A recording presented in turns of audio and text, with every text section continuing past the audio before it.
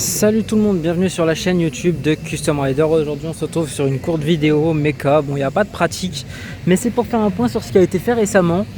Parce que j'avais des gros entretiens à faire pour lesquels j'avais pas du tout le matos. Donc j'ai été chez le garagiste en qui j'ai confiance pour les trucs que je peux pas faire. Et donc on est parti sur un gros chantier là qui donc est terminé et c'est passé à merveille. Alors initialement en fait je devais remplacer mon kitchen qui était en fin de vie, ainsi que le roulement de porte-couronne qui était vraiment en train de mourir. Il avait un jeu axial, on l'a vu dans la vidéo que j'avais fait sur le remplacement des cylindres blocs de roue arrière. Et donc pour ça il me fallait de quoi extraire, et j'ai pas d'arrache roulement et j'ai pas non plus de presse pour pouvoir en mettre un. Et pareil pour le kitchen, il me fallait une machine pour rifter, parce que c'est pas des attaches rapides là-dessus, ça se rift. Donc en soi j'aurais pu acheter l'outil, mais vu que je devais faire ça plus m'occuper de la fourche à l'avant, parce que j'avais un début de joint split fourche qui commençait à déconner à droite, et la fourche devenait bien grasse derrière, donc j'ai préféré agir avant qu'il soit trop tard. Et donc je vais laisser s'occuper avec soin de ça, parce que même si j'achète l'outil pour sortir les joints split, le problème c'est qu'il faut maintenir la moto debout sur le train avant, et j'ai pas du tout le matériel pour faire ça. Surtout que c'est une moto qui est très lourde de l'avant, donc sur la 125 autant je pourrais le faire plus facilement, sur celle-ci c'est vraiment très compliqué sans le matériel quoi. Donc en plus de ça, je me suis blessé à la main, donc plus de main droite, c'est un peu délicat pour bricoler et tout, et porter des charges lourdes. Donc bon, là ça va mieux, mais voilà, globalement ça fait un tout que je pouvais pas faire ça moi-même, donc fatalement pas de vidéo méca là-dessus. Mais voilà, donc là vous voyez les fourches qui sont bien propres, nickel. Donc on a eu un petit changement. Alors d'origine les fourches sont en 10W. Ce qui reprochait souvent à cette moto, c'est que la fourche est beaucoup trop souple et la moto a tendance à faire un peu bateau et à plonger de l'avant lors du freinage. Et bien aujourd'hui ce problème est résolu en mettant de la 15W comme huile, donc un peu plus épaisse. La moto est bien plus ferme de l'avant, ne plonge plus facilement, et l'assistance au freinage est d'ailleurs vraiment meilleure. Il n'y a rien à redire là-dessus, c'est vraiment le top du top. Par derrière du coup, le roulement de porte-couronne a donc été remplacé. On a un roulement qui là est tout neuf, impeccable. Il a été changé avec succès, ainsi que le kitchen qui est juste là. Voilà, le kitchen qui a été remplacé, complet par un renforcé, qui cette fois-ci du coup devrait tenir encore plus longtemps, ce qui est vraiment chouette, parce que de base j'avais un origine, et bon, après avoir passé 2 hivers où en plus il y a eu de la neige, donc du sel, etc., ça l'a vite bouffé, malgré qu'il avait fait pas mal de kilomètres quand même. Et on part également sur une modif qui n'était pas prévue, sur un pneu. Alors j'ai changé de pneu alors qu'il n'était pas prévu, parce qu'il n'était pas encore mort, mais le problème c'est que j'ai dû rouler sur un truc tranchant, ou alors quelqu'un a foutu un coup de couteau dans mon pneu, je sais pas.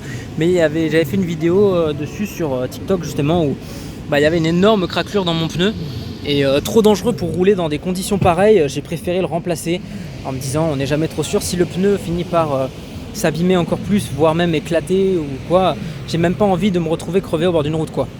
Donc j'ai remplacé le pneu.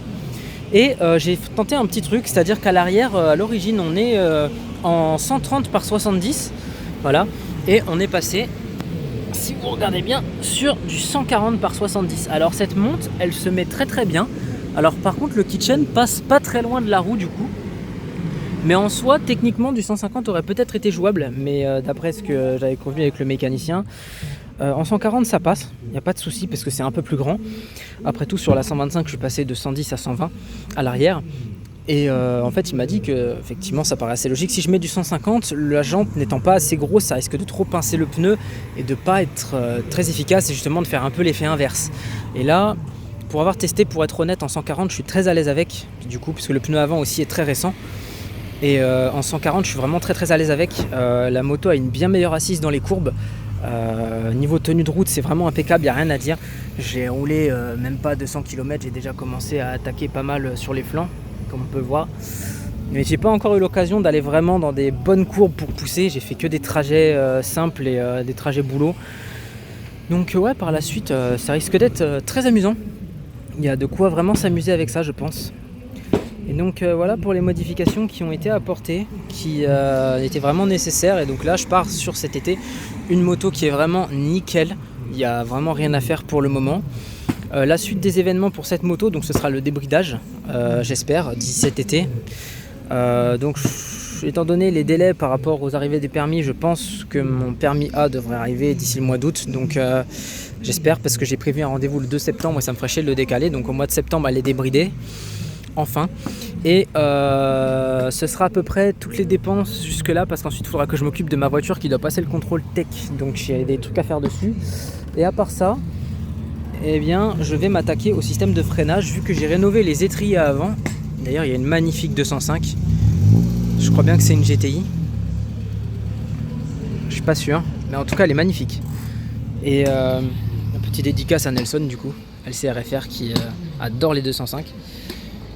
Et donc là, vu que j'ai fait une réfection complète de mes étriers avant, je vais faire une réfection complète de mon étrier arrière.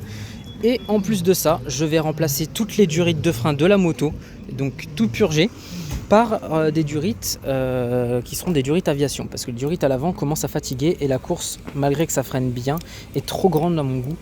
Donc là, on va remplacer tout le système de freinage au niveau des durites et faire une réfection complète de l'étrier arrière. Voilà, donc c'est à peu près tout pour le moment.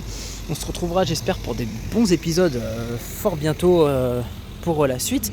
Donc pour le débridage, encore une fois, je ne pourrai pas faire de vidéo dessus parce que bon, je vais la déposer avant d'aller bosser.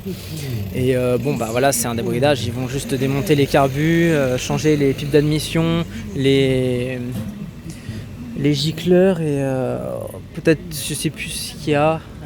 Enfin bref, les boisseaux, oui, c'est ça.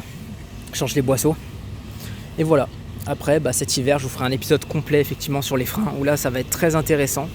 Donc on se retrouve prochainement pour une prochaine vidéo, j'espère. Je vous dis à une prochaine. Ciao!